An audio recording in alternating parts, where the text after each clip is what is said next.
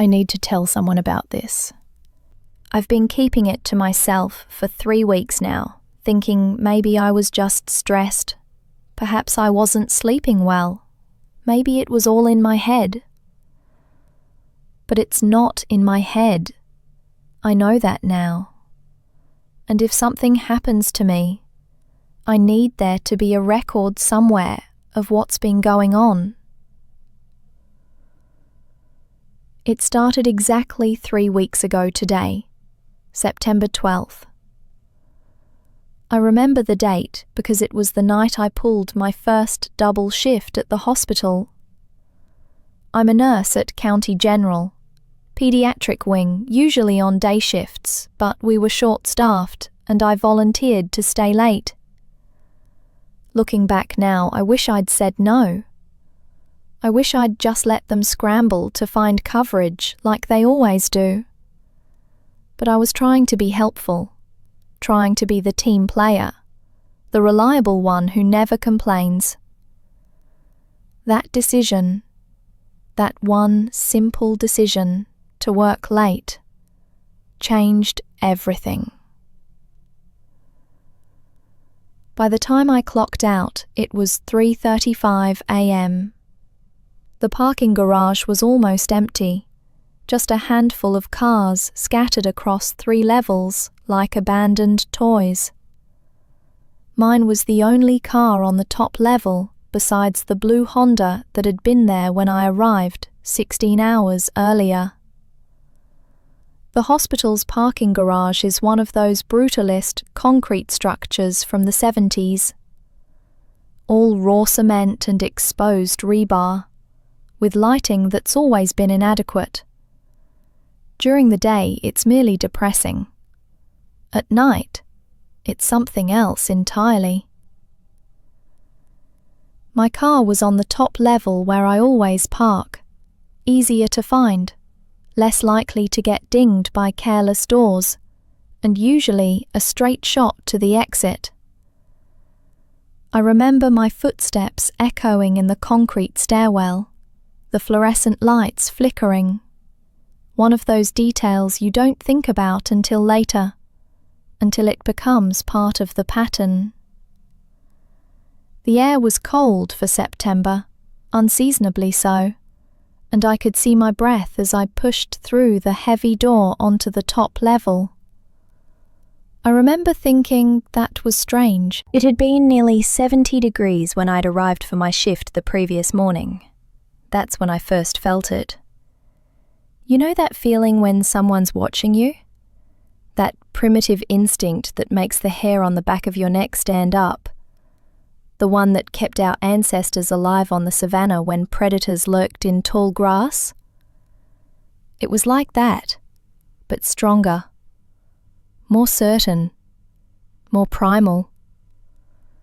It wasn't just the feeling of being observed. It was the certainty that whatever was observing me was not friendly, not safe, not anything that should exist in the ordinary world.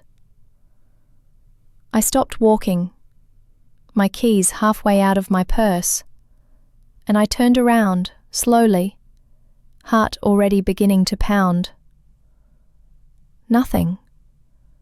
Just rows of empty parking spaces. The yellow lines freshly painted the week before, gleaming under the sickly parking garage lights. One other car besides mine. That blue Honda that belonged to someone working the graveyard shift in the ER, probably. The emergency room was always staffed, always busy, even at this hour. Especially at this hour, sometimes. The concrete walls were covered in shadows that seemed to shift and breathe with every flicker of the fluorescent tubes overhead. I told myself I was being ridiculous.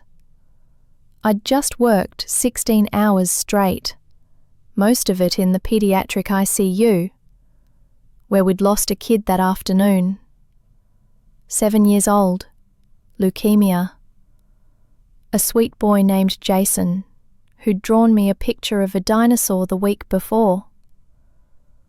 His parents had been there at the end, holding his hands, singing his favorite songs. I'd cried in the supply closet afterward, something I tried never to do but couldn't help this time. Sometimes death follows you home in your head, you know? The images replay themselves on an endless loop. The monitors flatlining, the parents' faces crumbling, the terrible silence that falls over the room. I thought that's all it was. Grief and exhaustion, playing tricks on my nervous system. I got in my car, locked the doors immediately, habit from living in the city for the past decade, habit from being a woman who often worked alone at night, and started the engine. The dashboard clock read 3:43 a.m., the green numbers glowing in the darkness. I remember noticing it because I was calculating how much sleep I could get before my next shift, which started at 3 p.m. 6 hours if I was lucky. Maybe 5.5 if I couldn't fall asleep right away, which was likely given how wired I felt despite the exhaustion. The drive home takes 20 minutes on average, mostly highway, then surface streets through my neighborhood. It's a route I've driven hundreds of times, maybe thousands. I could probably do it in my sleep, which is almost what I was doing that night. Eyes gritty and heavy, that dangerous drowsiness that makes your eyelids want to close for just a second. Just 1 second. I kept the radio off because music made me sleepier, left the window cracked to let in cold air, and kept slapping my own cheek lightly whenever I felt myself starting to drift. It's a quiet area where I live, older homes with big trees that make tunnels over the streets. Oak trees mostly, some maples, their branches meeting overhead to form natural canopies that block out the streetlights. During the day, it's beautiful. At night, it can feel oppressive, especially when you're alone. I've lived here for 3 years, ever since I finished nursing school and got the job at County General. I live alone in a small rental house, 2 bedrooms, 1 bathroom, a kitchen barely big enough to turn around in. The rent is reasonable, the neighborhood is safe, and my landlord leaves me alone as long as the rent arrives on time. It's not much, but it's mine, and it's safe. Or at least, I thought it was safe. Until that night. I pulled into my driveway at exactly 3:47 a.m. I know because I checked my phone before getting out of the car. A text from my mom asking how my shift went, sent at midnight when she couldn't sleep. Something she did more and more lately, since my dad died. I was typing a reply, thumbs moving slowly across the screen, when I felt it again. Attachments. That feeling of being watched. But stronger this time. More insistent. Like standing too close to a cliff edge, that irrational certainty that you're about to fall, even though you're standing still. I looked up from my phone, and my heart stopped. Someone was standing at the end of my driveway. Helpless. Actually still. Perfectly still, under the streetlight at the corner.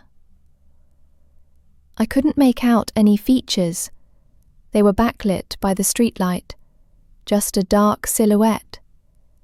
Human-shaped, but somehow wrong, in a way I couldn't articulate. Too tall, maybe.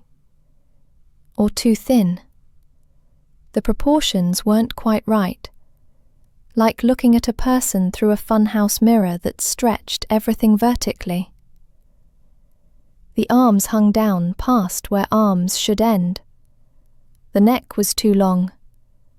The head was the wrong shape, not round or oval, but slightly elongated, slightly pointed.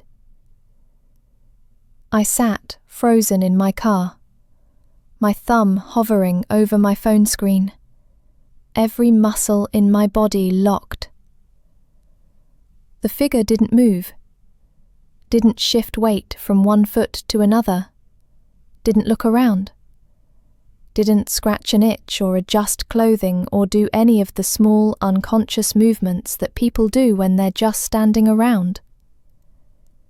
It was absolutely motionless, like a statue, like a mannequin, like something that only looked human from a distance, like it was waiting. My hand was shaking as I finally managed to press the lock button on my car doors again, even though they were already locked. The sound seemed impossibly loud in the silence. That electronic chirp and the chunk of the mechanisms engaging. The figure still didn't move, didn't react at all, even though the sound should have been clearly audible. I don't know how long I sat there. Maybe 30 seconds, maybe 5 minutes. Time felt elastic, stretched out like taffy. The dashboard clock seemed to be moving strangely. I'd look away and look back, and it would say only 1 minute had passed when it felt like 10. My breath was fogging up the windshield. My hands ached from gripping the steering wheel. And still that figure stood there, silent and motionless. Finally, I made myself look away long enough to dial 911, my eyes darting back and forth between my phone and the end of the driveway, terrified that if I stopped watching it for even a second, it would move closer. 911, what's your emergency? The dispatcher's voice was calm, professional, and bored even. The voice of someone who'd answered 1,000 calls that night, most of them drunk drivers or domestic disputes or pocket dials. There's someone in front of my house, I whispered, even though I was in my car with the windows up, just standing there. I think they followed me home. Ma'am? I gave it to her, my voice cracking. Please, hurry. Something's not right. They're just standing there, not moving at all. Smith are on their way. Stay in your vehicle with the doors locked. Are they displaying any weapons? I can't tell. They're just standing there, under the streetlight. They're not moving at all. I was repeating myself, I knew, but I couldn't think of what else to say. How do you explain that wrongness? That sense that you're looking at something that shouldn't exist? Can you describe them? Height, weight, clothing? I tried. I really did. But even looking right at the figure, I couldn't come up with a better description than tall, thin, and wrong somehow. The dispatcher kept me on the line, her voice calm and professional, asking questions I could barely answer because I couldn't look away from that motionless silhouette. Was it wearing a hat? I didn't know. What color were its clothes? Dark. Everything was dark. Male or female? I couldn't tell. Age? No idea. I felt useless. Stupid. Like I was wasting everyone's time. But I also felt that bone-deep certainty that something was very, very wrong. The police arrived 8 minutes later. I watched the time tick by on my dashboard clock, each minute an eternity. It was 3:55 a.m. when the squad car pulled up, lights flashing but no siren. The red and blue strobes painting my street in alternating colors. 2 officers got out, and I watched one of them walk to the end of my driveway, shining his flashlight around, while the other approached my car. I rolled down who called? He asked. He was young, maybe late 20s, with the kind of moustache that suggested he was trying to look older and more authoritative. Yes, it was right there. I pointed to the spot under the streetlight. The figure was gone. I know how that sounds. I know exactly how that sounds. I know what you're thinking, that I imagined it, that I was tired, that the stress of the job got to me, that I was seeing things that weren't there. That's what I thought too, at first.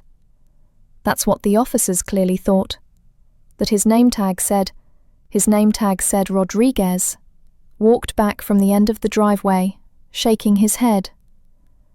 "No sign of anyone, ma'am. My partner's checking the other side of the street and behind the houses, but I'm not seeing any footprints in the grass, no cigarette butts, nothing that indicates someone was standing there." "But I saw them," I insisted. "They were right there. Tall, thin, just standing there." The officers were polite, but clearly skeptical as they searched my yard and the street, finding nothing. No footprints in the grass, even though it had rained 2 days ago and the ground was still soft. No sign anyone had been there at all. They checked my neighbours' yards too, knocking on doors, waking up old Mr. Henderson next door, who came out in his bathrobe looking confused and annoyed. "Possibly people see things when they're overtired," Rodriguez said gently back at my car after their search came up empty. "Especially after a long shift. You said you're a nurse? At County General?" "My sister works there, in radiology. I know those hours can be brutal." "I know what I saw," I insisted. But even as I said it, doubt was creeping in like cold water seeping through cracks. Maybe I had imagined it. Maybe I was more exhausted than I realized. Maybe the grief over Jason, the stress of the double shift, the chronic sleep deprivation that was just part of being a nurse. Maybe it had all caught up with me at once. They waited while I went inside and checked every room, every closet, even under the bed, like I was a child checking for monsters. Everything was normal. Doors and windows locked just as I'd left them that morning.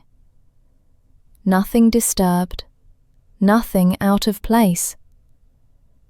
My cat, Mr. Whiskers, was asleep on the couch, completely unconcerned. If someone had been trying to break in, he'd be hiding under the bed, not sprawled out like he owned the place. I thanked the officers and they left, and I stood in my living room feeling foolish and paranoid and so tired. The adrenaline was wearing off, leaving me shaky and hollow. I checked all the locks one more time, then twice more, then finally forced myself to go to bed. I slept until noon, then woke up to 17 missed calls from my mother and a text from my supervisor asking if I was okay, because apparently I'd seemed off during my shift. I spent the afternoon trying to convince myself it had been nothing. A trick of the light, a shadow cast by a tree branch, my overtired brain making something out of nothing. The mind can do strange things when it's pushed to its limits. I knew that.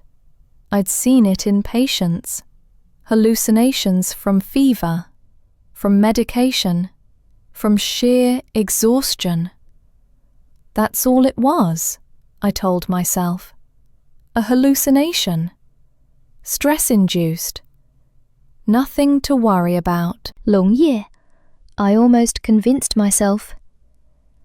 I worked my regular shift that evening, 7 p.m. to 7 a.m.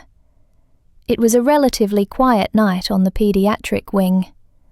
A few kids with the flu, one appendectomy recovery, and a baby with RSV in the NICU. Nothing too intense, thank God. I couldn't have handled another Jason situation. Not so soon. My hands were steady as I administered medications, changed IVs, comforted crying children, and worried parents. No one would have guessed that I'd barely slept, that I'd spent my waking hours convincing myself I wasn't losing my mind.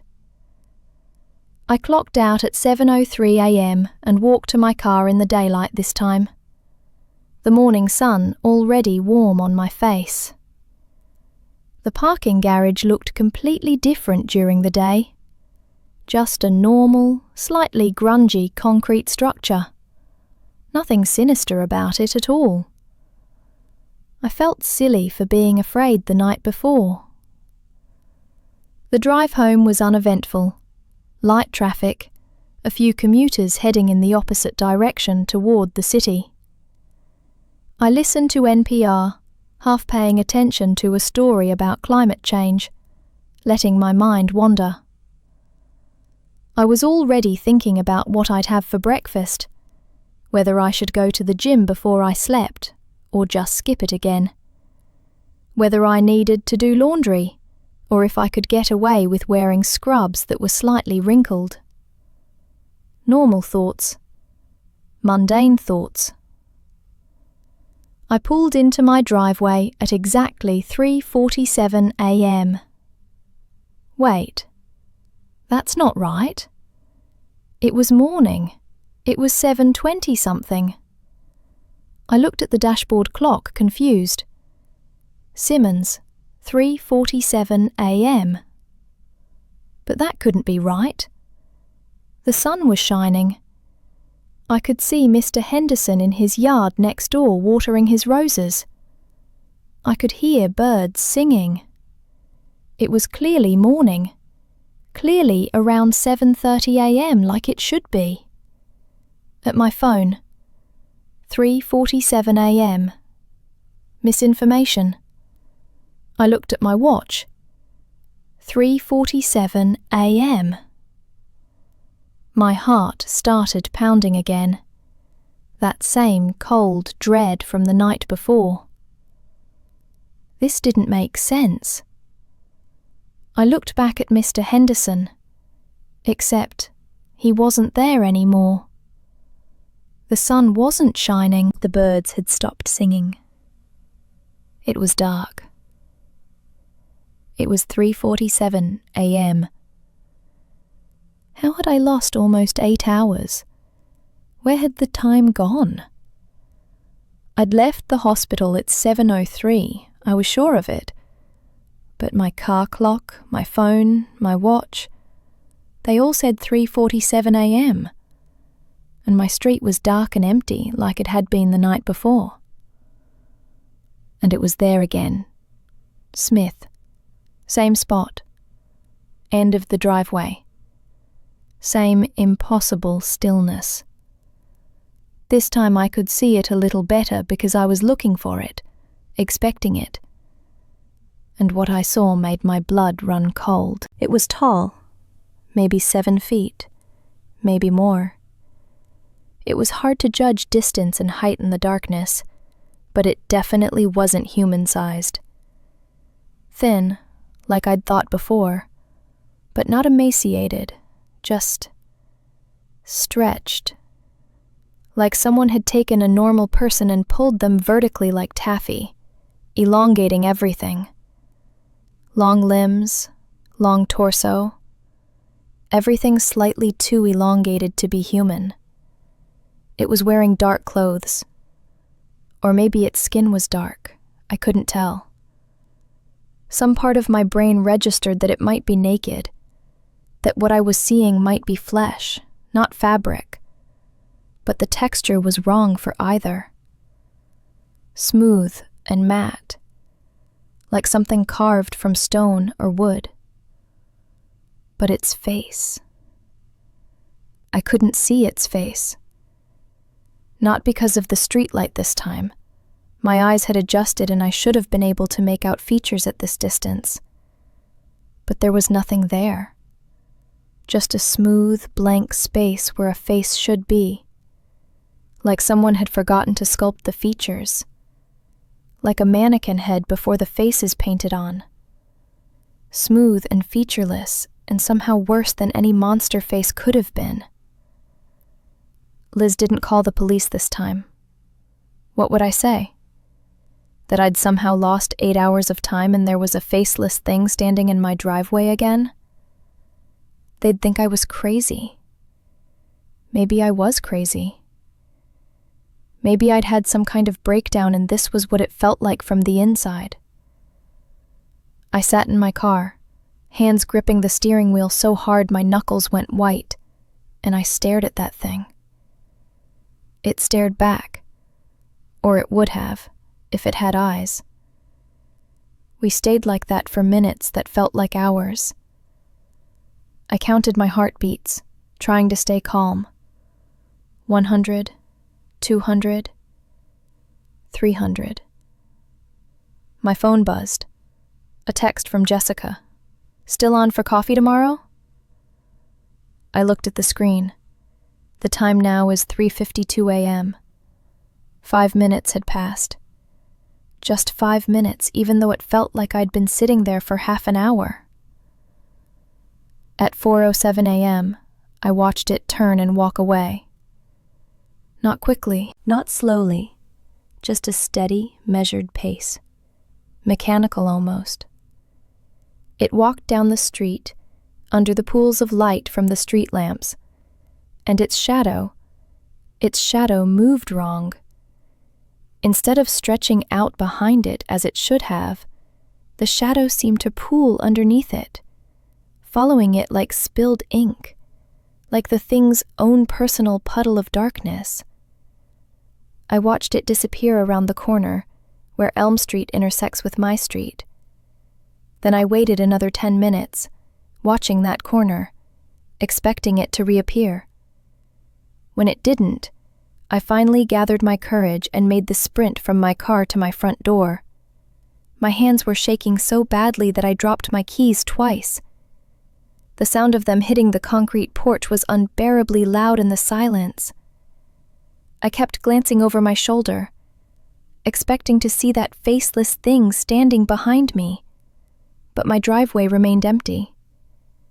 I got the door open, threw myself inside and locked every lock, the deadbolt, the chain, even the little sliding lock that I never used because it was flimsy and probably wouldn't stop anyone determined. I leaned against the door, breathing hard, my whole body shaking. Mr. Whiskers came trotting over, meowing for his breakfast, completely oblivious to my terror. I fed him on autopilot, my hands still trembling as I opened the can of cat food.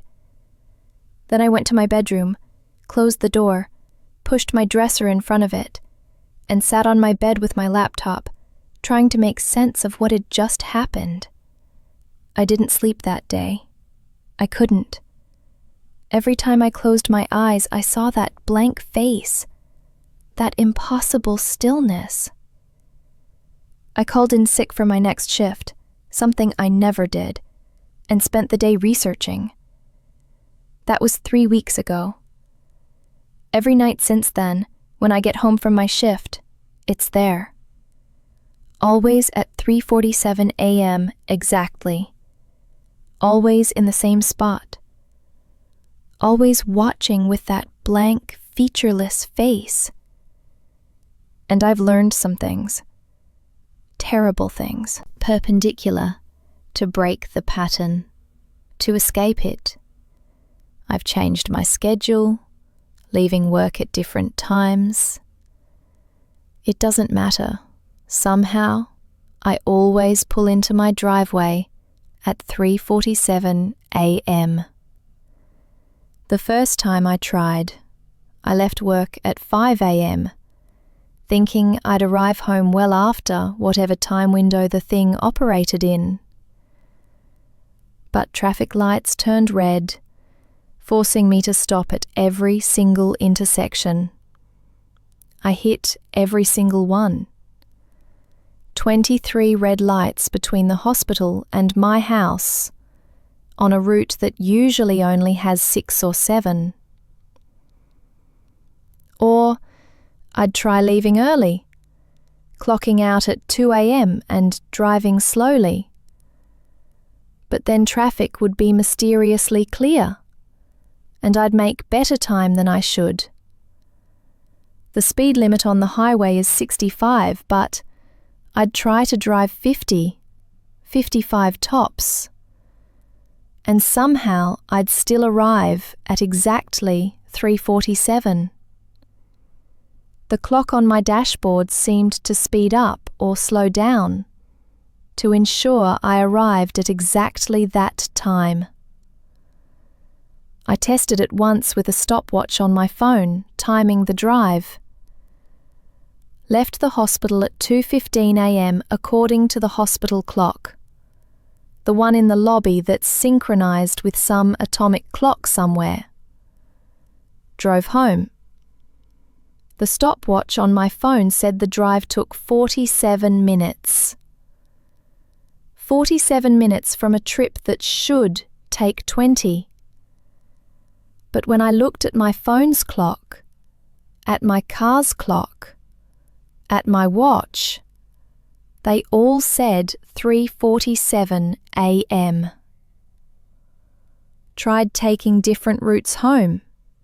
3 different ways to get to my house from the hospital, ranging from the direct highway route to a long winding path through residential streets that should add 15 minutes to the trip. Doesn't matter. No matter which route I take, no matter what time I leave, I arrive at 3:47 a.m. with that thing waiting for me. I've tried staying somewhere else. That was last week. I drove to my friend Jessica's apartment after my shift, texted her that I was coming over and that it was an emergency. She's a good friend. We went through nursing school together. We were in each other's weddings back before her divorce, and she didn't ask questions, just said to come over. Her place is in the opposite direction from my house, 30 minutes away, in a high-rise downtown. Completely different neighborhood, different zip code even. I left work at my usual time, around 7 a.m., according to the hospital clock. Drove toward downtown, away from my neighborhood. The drive should have taken 30 minutes, maybe 40 with traffic. I pulled into her apartment complex parking lot at 3:47 a.m. It was standing by the dumpsters. The thing. The same thing. Same height. Same blank face. Same 2 long limbs. Just standing there, next to the green dumpster, like it had been waiting for me. Like it had known exactly where I was going. Jess came down in her pajamas a minute later, worried, asking what was wrong. "Madison, what happened? Are you okay? You sounded terrified on the phone." I pointed at the figure with a shaking hand. "There. Do you see it? By the dumpster?" She followed my gaze, squinting into the darkness. "What am I looking at?" she asked. "Madison, what's wrong? You're shaking." "The person. The tall person right there." I was practically shouting now, desperate for her to see it, to confirm I wasn't losing my mind. She looked right at it, right at the spot where that thing was standing, not 20 feet away. And she saw nothing. "There's nobody there, Madison. It's just the dumpster and that weird sculpture the landlord put up. You know, the abstract thing that's supposed to be a bird?" I looked again. The thing was still there, clear as day to me, but she couldn't see it. She was looking right at it, and she couldn't see it. "Maybe you should come upstairs," Jessica said gently, the way you talk to someone who's having a breakdown. "When's the last time you slept? You've been working so much lately. Remember what happened to Tom from the ER? He pulled too many doubles and started hallucinating. Had to take medical leave." She couldn't see it, but I could. And it could see me. Even without eyes, I felt its attention on me, focused and intense and hungry. Jeffmai made some excuse about a panic attack, stress from work, and apologized for waking her up. She wanted me to come inside, but I couldn't. Not with that thing there. Not when I knew it had followed me. That it would always follow me, no matter where I went. And for the first time, I didn't arrive at 3:47 a.m. I got home at 4:23, and my driveway was empty. The thing wasn't there. I sat in my car, staring at the space at the end of my driveway, feeling a tiny flicker of hope. Maybe leaving town was the answer. Maybe getting away from my house, breaking the routine. Maybe that was how to stop it. But the next night, it was back. Same spot, same time. 3:47 a.m. exactly. I've tried to research this, spent my days off diving down internet rabbit holes, reading about shadow people and sleep paralysis and mass hysteria and every paranormal phenomenon I could find. Nothing fits quite right. Shadow people are supposed to be glimpsed in peripheral vision, fleeting, disappearing when you look directly at them. This thing is solid, three-dimensional, and it stands there for 20 minutes or more. It doesn't disappear when I look at it. It doesn't move or flicker or show any of the characteristics of typical shadow people. Sleep paralysis doesn't fit either. I'm not paralyzed. I'm not in bed. I'm fully awake, in my car, and I can move. I can call people, take photos, look away, and look back. It's not a hypnagogic or hypnopompic hallucination. I found stories online about similar experiences. People who claimed they were being followed, always at the same time, always by something that didn't look quite human. There's a Reddit thread from 3 years ago. A guy in Oregon who described something almost identical. He saw it every night when he got home from his job as a security guard. Always at 2:17 a.m., always standing at the end of his driveway. He posted updates for 2 weeks, describing how it got closer each night, how he tried everything to stop it. His last post was dated 14 days after his first. Just 3 words. It's inside now. He never posted again. I tried to find more information about him, his username, his post history, anything. Nothing. The account went dark after that post. A woman in Florida, a man in Michigan, a college student in California, all describing the same thing. Something that waited at the same time every night. Something that got closer. Something faceless and wrong. And all of their accounts went silent after a few weeks. That scared me more than anything else. More than the thing itself, almost. What happened to them? Did they figure out how to stop it? Did they escape? Or did something else happen? Something that prevented them from ever updating their stories again. I started documenting everything, taking photos and videos on my phone, though they never come out right. Just dark blurs and strange distortions where the figure should be.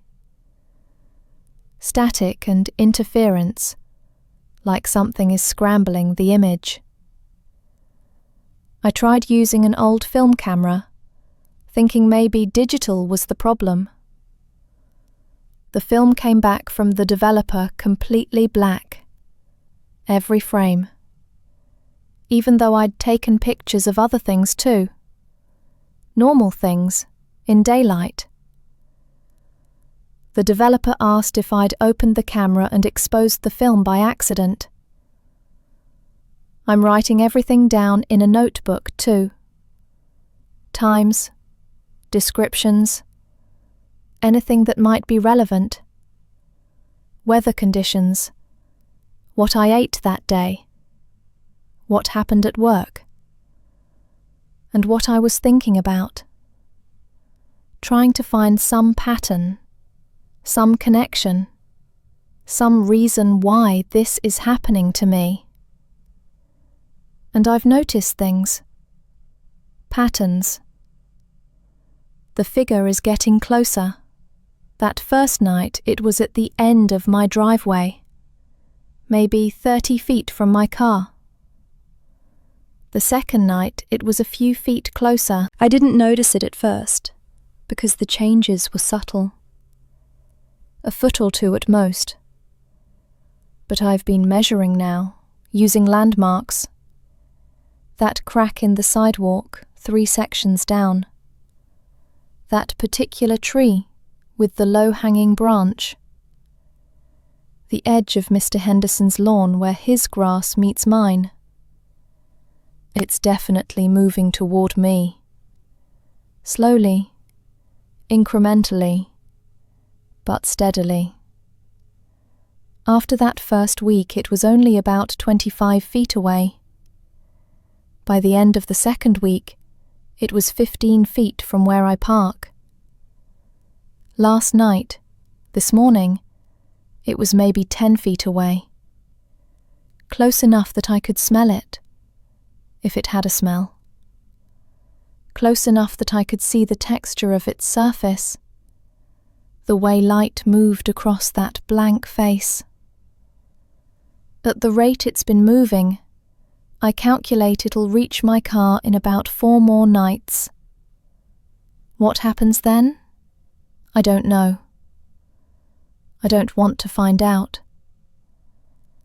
But I have a terrible suspicion that I'm going to find out, whether I want to or not. I've also noticed that the time I get home is becoming more rigid, more precise. Those first few nights, I might arrive at 3:46 or 3:48, a minute or two off. The clocks weren't always perfectly synchronized. Now it's exactly 3:47 a.m., down to the second. I've checked against my phone, my car clock, and the timestamp on my security camera that I set up in my front window. All of them show the exact same time when I pull into my driveway. 3:47 a.m. Not 3:46:59. Not 3:47:01. Exactly 3:47:00. Missionary, it's like time itself is being manipulated, bent, to ensure I arrive at precisely that moment. It's changing too. Subtle shifts, like it's coming into focus, like a blurry photograph slowly sharpening. That first night it was just a silhouette, a dark shape against the streetlight. Now I can see more details. The texture of its surface. Not quite skin, not quite fabric. Something in between. Smooth but not shiny. Matte but not rough. Like a stone that's been polished for centuries. The way its fingers are too long with too many joints. I counted once, forcing myself to look closely, even though every instinct screamed at me to look away. 7 joints in each finger. 7 segments between the knuckles and the tips. Human fingers have 3 joints, 4 segments. These are wrong, alien, impossible. The slight tilt of its head, always the same angle, like it's studying me, like a scientist observing a lab rat, curious but detached, patient but purposeful, but still no face, just that smooth, blank expanse where features should be. Sometimes I think I can almost see something, a slight depression where eyes might be, a subtle ridge where a nose should form.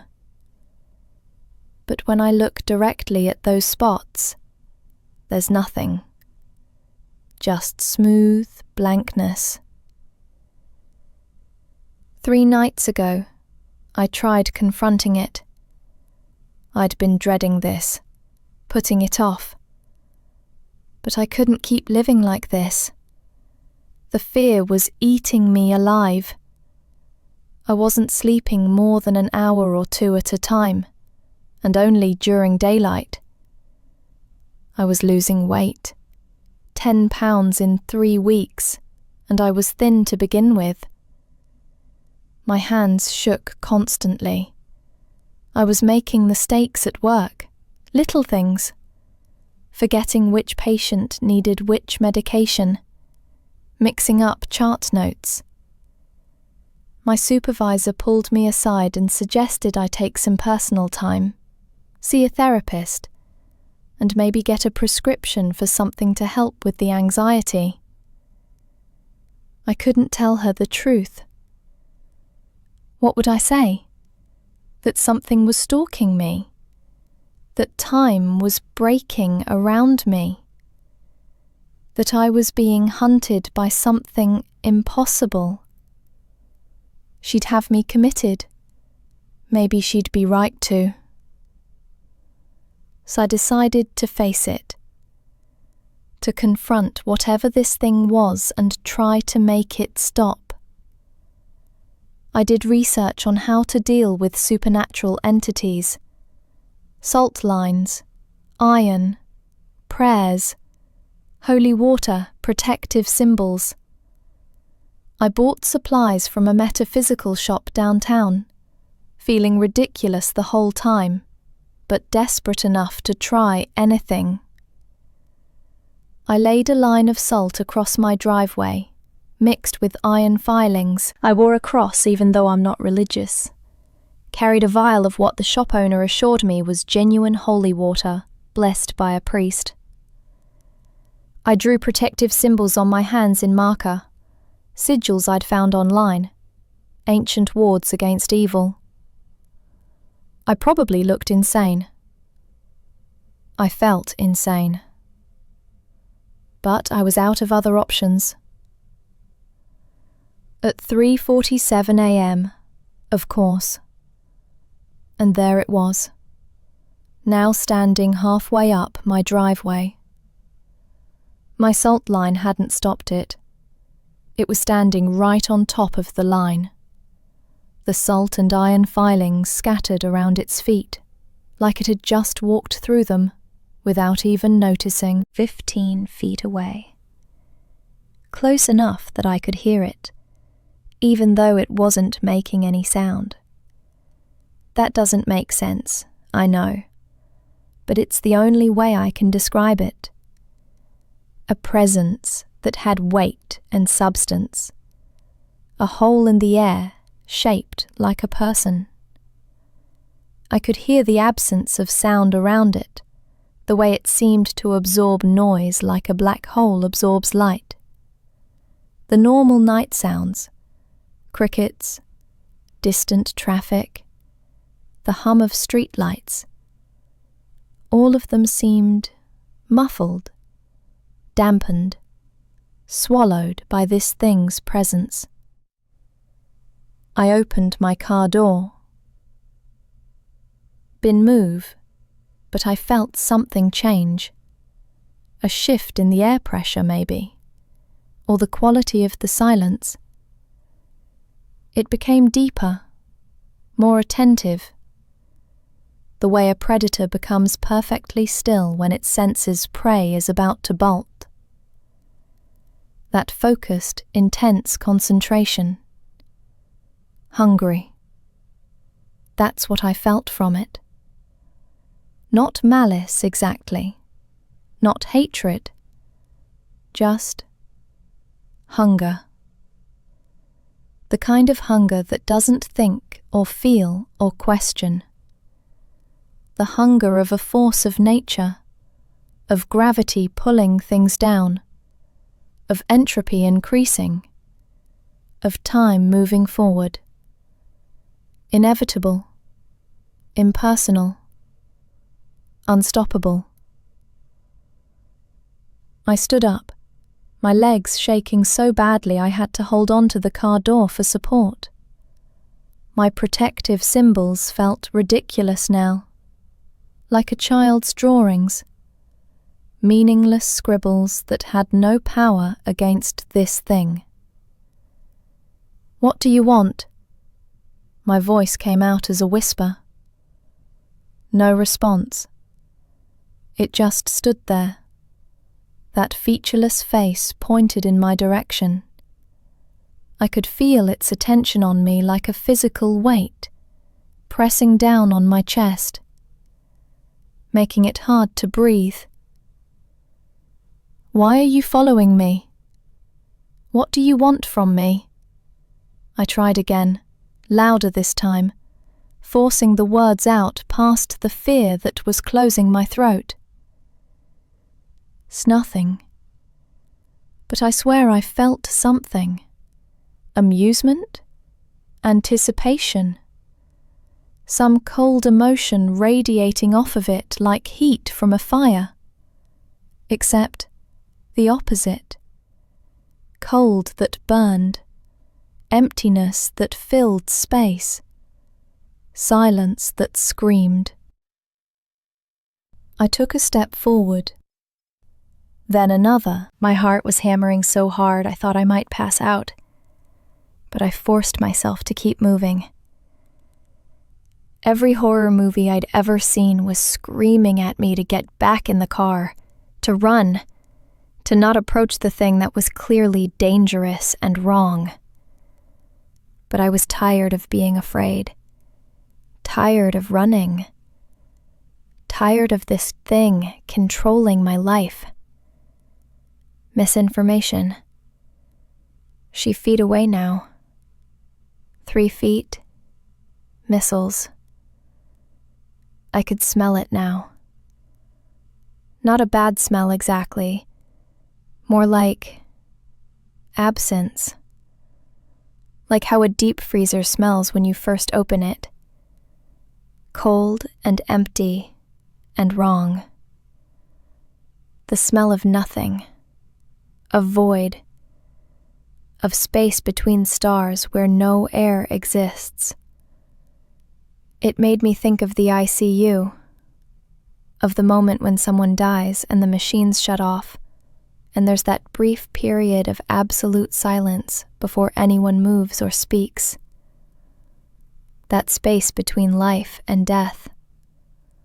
Simmons. Dismant out my hand, I don't know why. Some stupid instinct to prove to myself this was real, to touch it and confirm it existed in physical space. My fingers were inches from its arm when it moved for the first time. It turned its head. Just its head.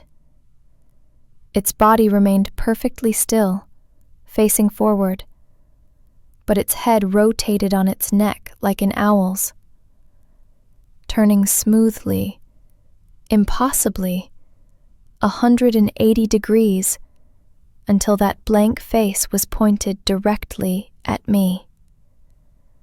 The movement was fluid, silent, mechanical. Not the way a living thing moves, with subtle adjustments and muscle contractions. This was a perfect rotation, like a door on well-oiled hinges. And even though it had no eyes, I felt it looking at me. Really looking, seeing past my skin and bones into something deeper. My lungs, my heart, my brain, my soul, if I had one. Looking at the essential me underneath all the physical parts. Examining it, studying it, measuring it against some unknown criteria. Shields the cold intensified. The smell of emptiness grew stronger, and I felt something else. Something I couldn't name. Something my brain didn't have words for because humans aren't supposed to experience it. The sensation of being unmade. Of being taken apart. Not physically, but conceptually. Like I was a puzzle being disassembled, piece by piece. I ran. Forgot all about dignity and courage and confronting my fears. I turned and ran to my front door, my key slipping in my shaking hands, expecting any second to feel those two long fingers grabbing me from behind. I could almost feel them, almost feel that cold touch on the back of my neck. I dropped my keys. They hit the porch with a clatter that sounded like gunshots in the silence. I grabbed for them, my hands sweeping across the concrete, and my fingers closed around them just as I felt something behind me. Not touching me. Not yet. But close. So close I could feel the cold radiating from it. I got the key in the lock. I don't know how. My hands were shaking so badly, and threw the door open. I threw myself inside, slammed it shut, and turned every lock. Deadbolt, chain, that useless sliding lock that wouldn't stop anyone, but I locked it anyway. I collapsed on the floor, gasping and crying and shaking so badly my teeth were chattering. When I finally gathered the courage to look out the window, it was gone. But now I have a new problem. Because the next night, technically this morning, I came home at 3:47 a.m. and the figure was standing on my porch. Misinformation. Right outside my front door. Right where I'd been standing when I'd fumbled with my keys. While the salt line on my porch, I'd poured a fresh one, more carefully this time, mixed with iron and blessed with the holy water, might as well have not existed. It was standing right on top of it, the salt scattered around its feet. I sat in my car for 2 hours, waiting for it to leave, watching the clock tick forward. 3:50. 4 o'clock. 4:15. It never moved, never shifted its weight, never turned its head, just stood there with that blank face pointed at my door, like it was waiting for me to come home. But I was home. I was right there, 20 feet away, in my car. So what was it waiting for? Titanium. At 5:47 a.m., exactly 2 hours after I'd arrived, it finally moved. It turned, the whole body this time, not just the head, and walked away. Same measured pace as always, same wrong shadow pooling beneath it. It walked down my driveway, down the street, and disappeared around the corner. I waited another 10 minutes before I got out of my car. Even then, I ran to my door, got inside as fast as I could, and locked everything. I went to my bedroom and I haven't left since. That was 19 hours ago. I called in sick to work. First time in 3 years. My supervisor wasn't happy. "Madison, I know you've been going through something, but we're really short-staffed. If you can't handle your shifts, we need to talk about whether this job is right for you." Dismiss. Attacks. Whether this job is right for me. Like that was the problem. Like the issue was that I couldn't handle the stress of nursing. Not that something impossible was hunting me. But I couldn't tell her the truth. "I'm sorry," I said. "I'll be back tomorrow. I promise." A lie. I don't know if I'll ever go back. Beam. Because I've been thinking. This thing started appearing the night I worked my first double shift. The night I stayed late. The night I left the hospital at 3:35 a.m. instead of my usual 7 a.m. What if that's what triggered it? What if by being out at that hour, by being on the roads during those dead hours before dawn, I somehow attracted its attention? Every window, every door, everything is locked. I've pushed furniture against the doors, my kitchen table against the back door, my bookshelf against the front. I've poured new salt lines at every entrance, drawn protective symbols on the walls, and hung up every talisman and ward I could find online. My house looks like the home of a paranoid conspiracy theorist, covered in symbols and salt and iron horseshoes. I know it won't help. Somehow, I know that locks and furniture and salt won't stop this thing. It walked through my driveway salt line without even slowing down. It appeared at Jessica's apartment building even though I'd never told it where I was going. It's been getting steadily closer, despite all my attempts to keep it away.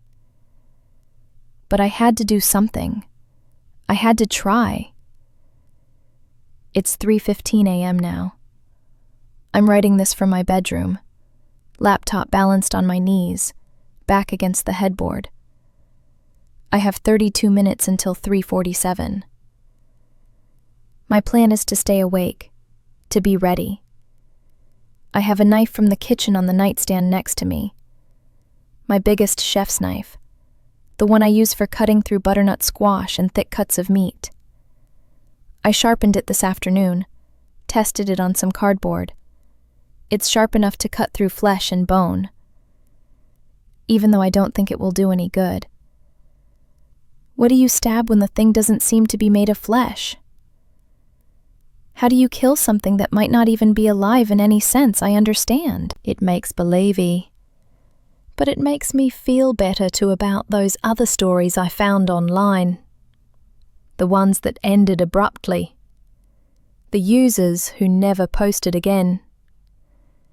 The security guard in Oregon, whose last words were, "It's inside now."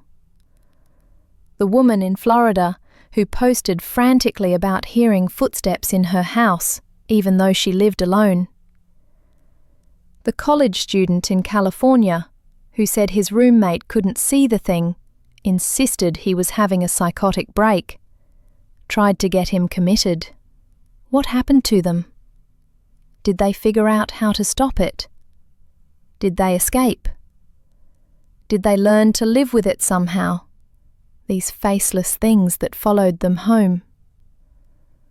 Or did something else happen? Something that prevented them from ever updating their stories again? Something final? I think I know the answer. I think I've known for a while now. 3:27 a.m. 20 minutes. I keep thinking about Jason, the 7-year-old who died. How he looked at the end, his eyes unfocused, seeing something the rest of us couldn't see. His last words were, "It's here."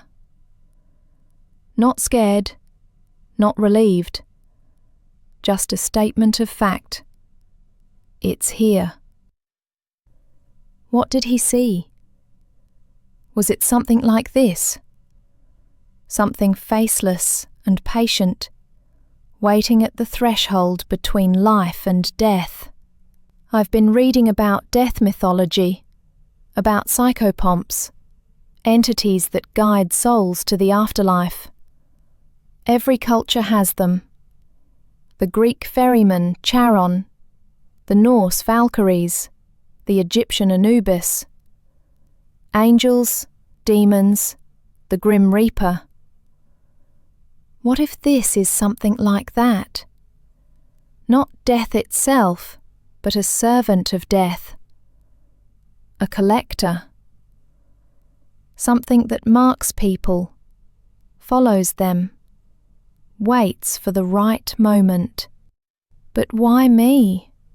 I'm not dying, unhealthy, 29 years old, no medical conditions, no family history of serious illness.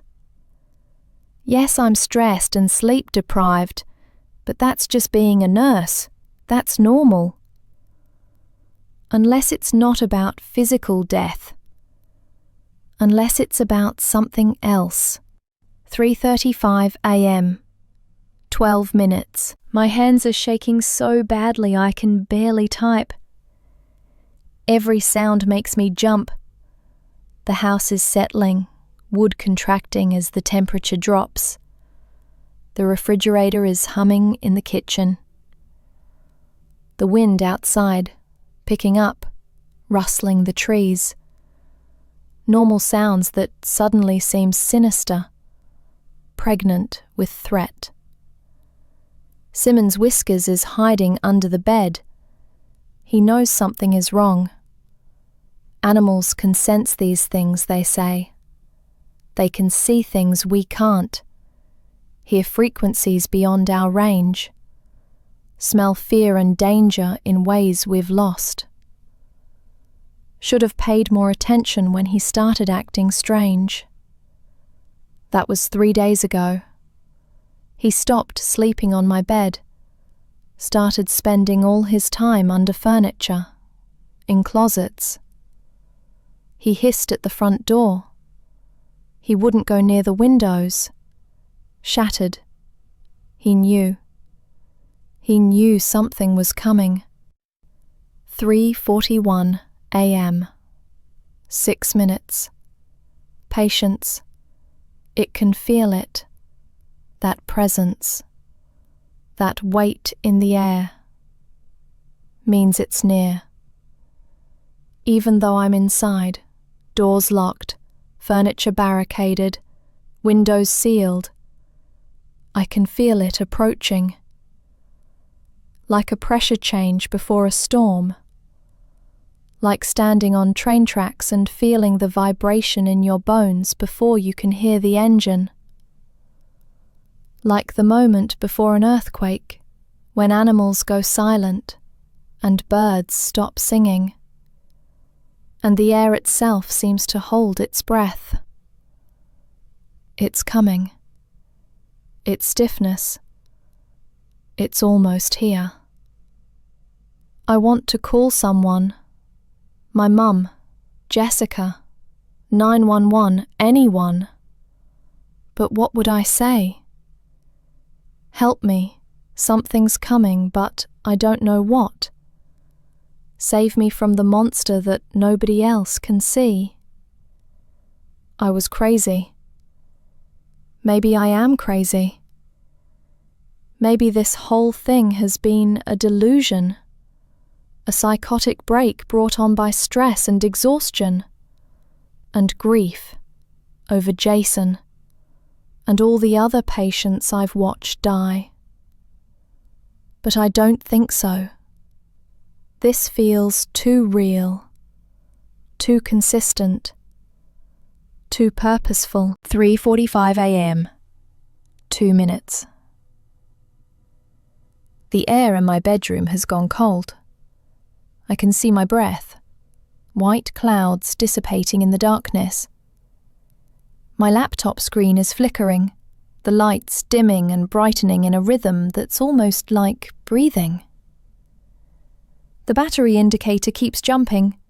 87%, 43%, 91%, 12%, like the power is being drained and restored at random.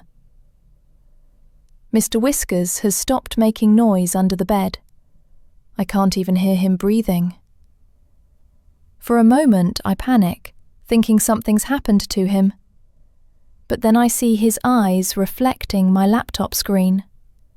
Wide and terrified, but alive. He's frozen in fear, playing dead the way prey animals do. Simmons, smart cat. 3:46 a.m. 1 minute. He hear footsteps in my living room. Slow, measured. I came down the hallway toward my bedroom. I didn't hear a door open. I didn't hear glass break. The barricades are still in place. I can see the bookshelf wedged against my bedroom door from the inside. The footsteps just started, like they've always been there, and I'm only now noticing them. They're getting closer, steady and rhythmic. Not hurried, not hesitant. The footsteps of something that knows exactly where it's going, that has all the time in the world, that cannot be stopped or delayed or avoided. 3:47 a.m. The footsteps stop outside my door. At the doorknob, watching it, praying it doesn't turn. The bookshelf is heavy, filled with textbooks and nursing manuals and novels I've collected over the years. It should hold. It has to hold. I can see a shadow in the gap at the bottom of the door, blocking out the light from the hallway nightlight. 2 feet, standing there, not moving. I'm writing this with one hand, the other gripping the knife. My breath is coming in short gasps.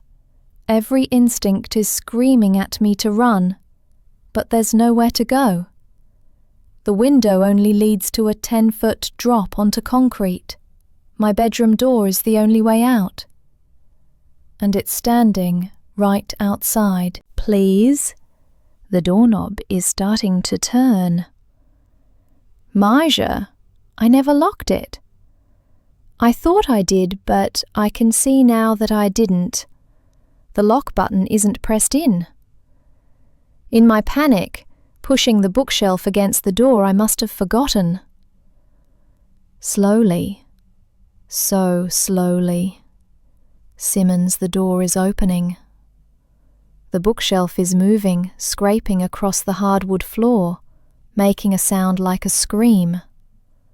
But I'm not touching it. Nothing's touching it, it's just moving, sliding out of the way like it's made of paper, not wood and books and weight.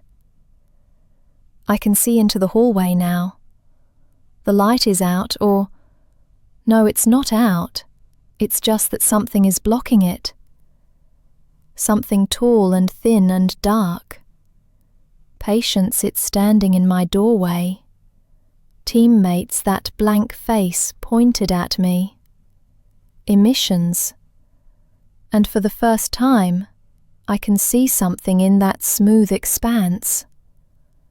Not features, not eyes or a nose or a mouth, but something worse. Sentencing. Restless. I can see myself in that blank face, like looking into a black mirror. But it's not me as I am now, sitting in bed with my laptop and knife and terror. It's me lying in a hospital bed, tubes and wires and machines. My face is grey, my lips blue.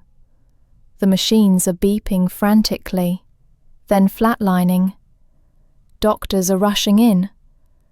Someone's doing chest compressions. but I can see from the expressions on their faces that it's too late, that I'm already gone.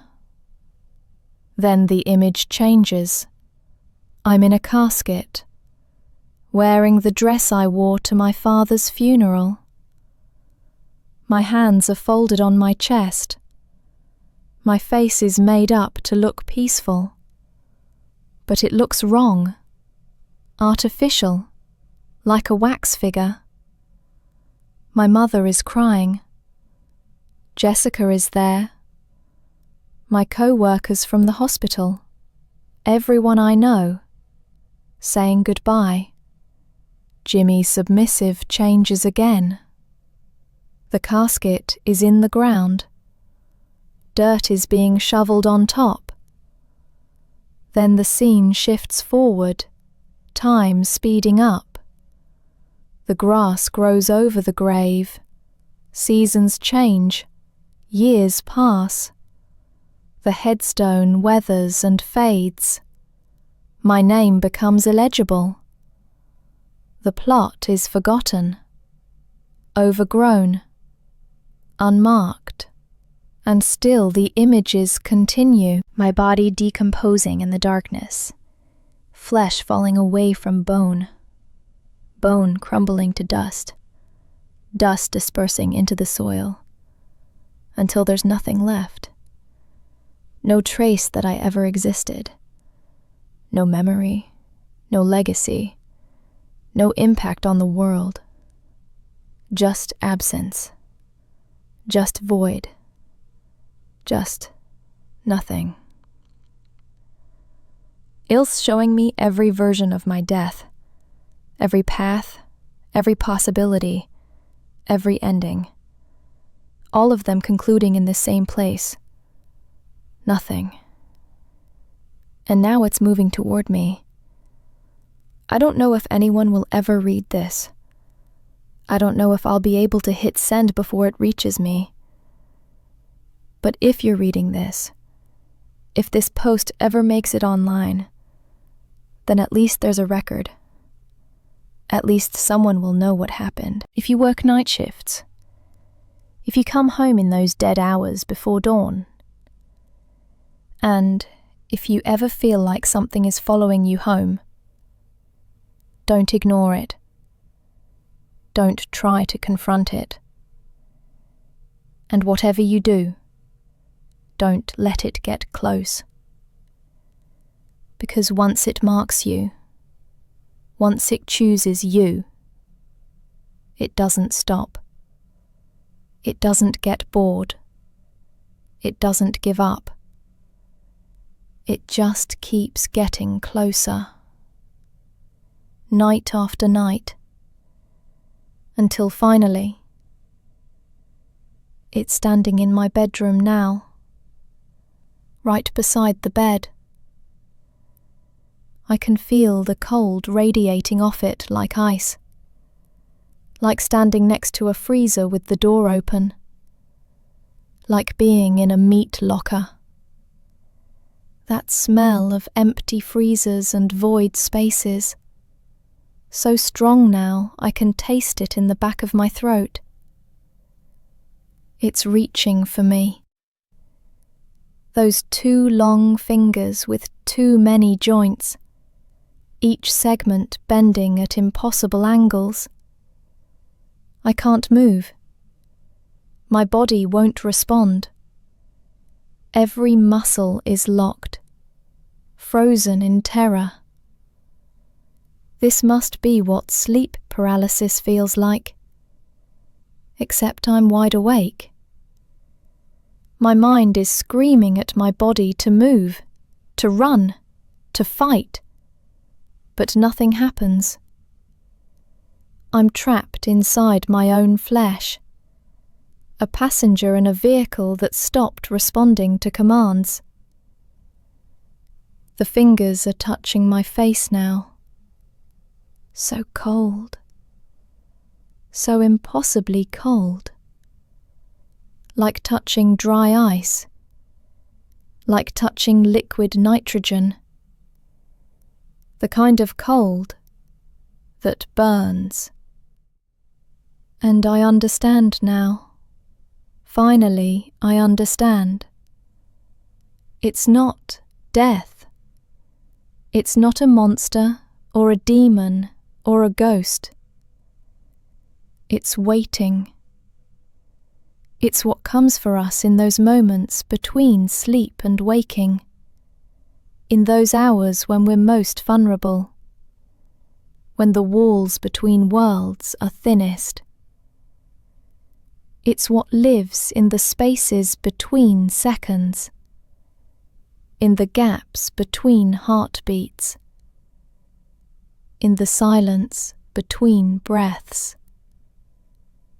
It's been waiting for me all my life, biding its time, waiting for the moment when I would be tired enough, vulnerable enough, broken enough, when my defenses would be down and my mind would be open, when I would see it and it would see me, and the connection would be made. Perito.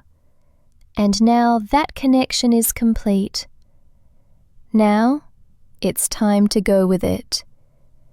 The cold spreads from my face, down my neck, across my chest. My laptop screen flickers one final time and goes dark. The battery dies. Or maybe something else happens. The text I've been typing, will it save? Will anyone ever read it? Underneath my alarm going off somewhere, the one I set for my shift tonight, 6 p.m, time to get ready for work. But that doesn't make sense. It's 3:47 a.m. I have hours before that alarm should go off. Unless... The cold reaches my heart. For a moment, just one moment, it stops beating. The world goes dark, silent, empty, and then I'm somewhere else. Standing at the end of someone else's driveway. It's 3:47 a.m. There's a car pulling in, a tired-looking woman at the wheel. She's young, maybe mid-20s. She looks exhausted. Scrubs, name badge, Madison Harper, RN. Wait, that's my name, but that's not me, is it?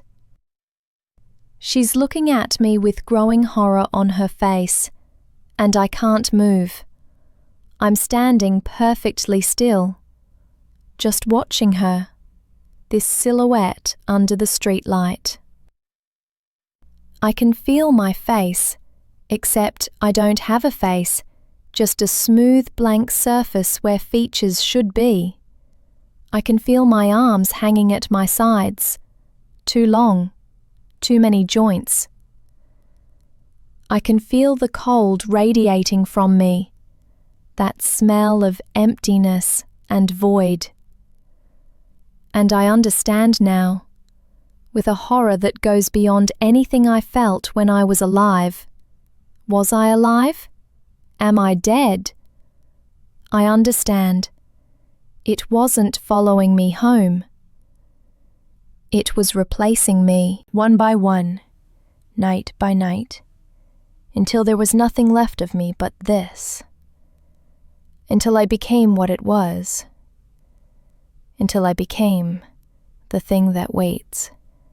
I want to warn her. I want to tell her to run, to never come home at 3:47 a.m., to break the pattern before it's too late.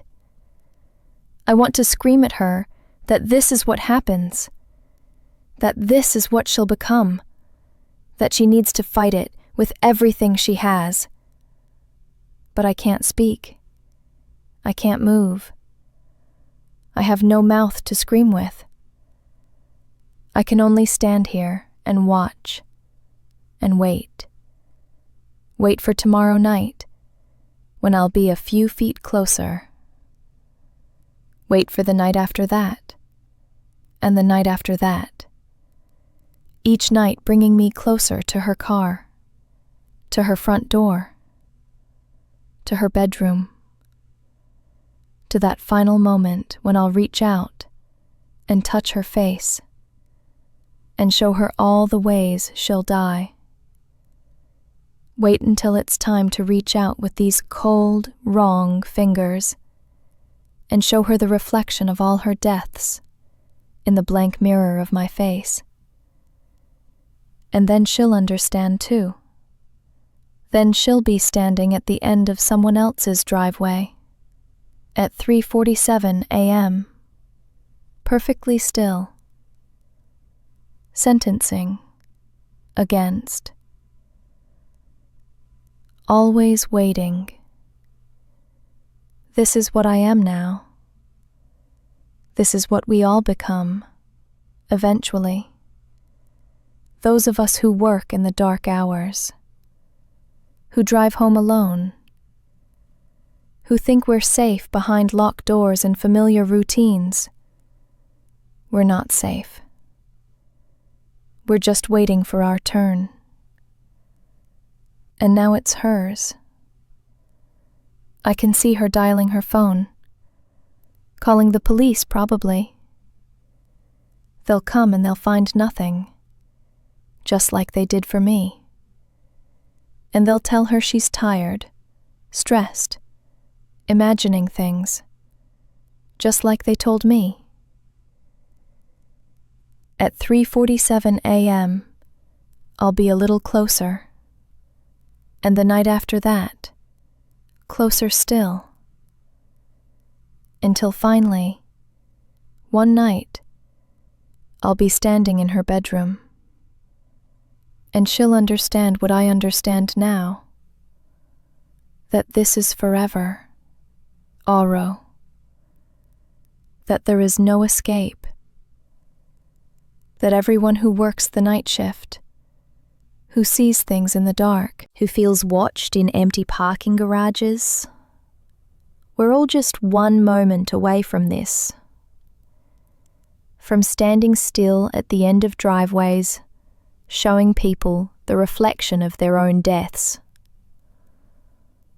From replacing them, one night at a time, until there's nothing left but this cold, empty hunger. It's not hunger. It's worse than hunger. Hunger implies desire, need, and some kind of motivation. This is just a function. Purpose without consciousness. Existence without being. I don't want to be here. I don't want to do this. But I have no choice. I am this now. This is what I've become. I try to remember my life, my name. Madison Harper, 29 years old, pediatric nurse at County General. I had a cat named Mr. Whiskers. I had a friend named Jessica. I had a mother who worried about me and texted me after midnight when she couldn't sleep. Did I have those things? Or am I remembering someone else's life? The memories feel distant, like watching a movie about someone else, like reading a book. Did those things happen to me, or did I just observe them happening? I don't know anymore. The woman in the car, Madison, her name is Madison too, isn't it? Is still staring at me. Her hand is shaking as she holds her phone. I can see her face in the glow from the screen. She's terrified. She should be. I want to tell her. It won't hurt. Not exactly. It's more like fading. Like falling asleep and not waking up. like slowly realizing you're already dreaming and you can't remember what it was like to be awake. But I can't tell her anything. I have no voice, no will, no agency. I am the thing that waits. And I will wait here, night after night, getting closer, until she becomes like me, until she stands at someone else's driveway, and the cycle continues. This is my eternity now, and soon it will be hers too. How many of us are there? How many night shift workers, insomniacs, late-night drivers have made this transformation? How many faceless things are standing in driveways and parking lots and dark corners at 3:47 a.m., at 2:17 a.m., at 4:23 a.m., at whatever cursed hour claimed them. Shielding, we're everywhere, I realize now. Everywhere people are awake when they should be sleeping. Everywhere the boundary between day and night grows thin. We wait in the liminal hours, in the spaces between, marking the next ones, choosing them, claiming them.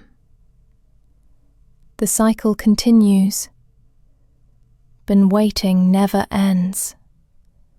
47 a.m. at forever. And the worst part, the part that fills me with an existential dread that transcends anything I felt when I was alive, is that I remember. I remember being Madison Harper. I remember being human. I remember warmth and breath and heartbeat and thought. I remember what it was like to be alive, and now I'm not. I'm something else. Something that wears the shape of what I used to be, but is as hollow and empty as the space between stars. The police are arriving now. 2 squad cars, lights flashing. 4 officers getting out, walking toward the woman, toward Madison, asking her what's wrong. She's pointing at me, her hand shaking.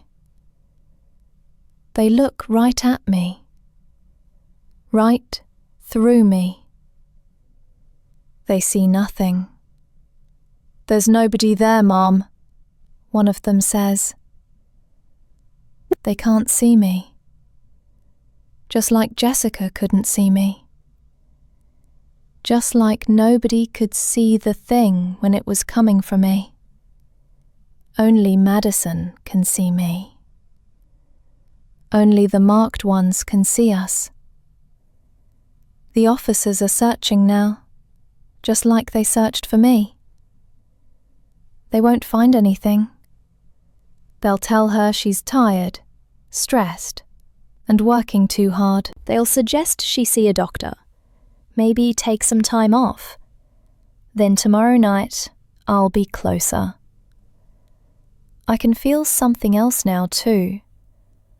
Other presences in the darkness. Others like me, scattered throughout the city, throughout the country, throughout the world. All of us waiting at our appointed times, at our designated places. All of us marking the next ones. Smuggling, misplaced. We are patient. Forever. Rejection. And we are waiting. always waiting for you.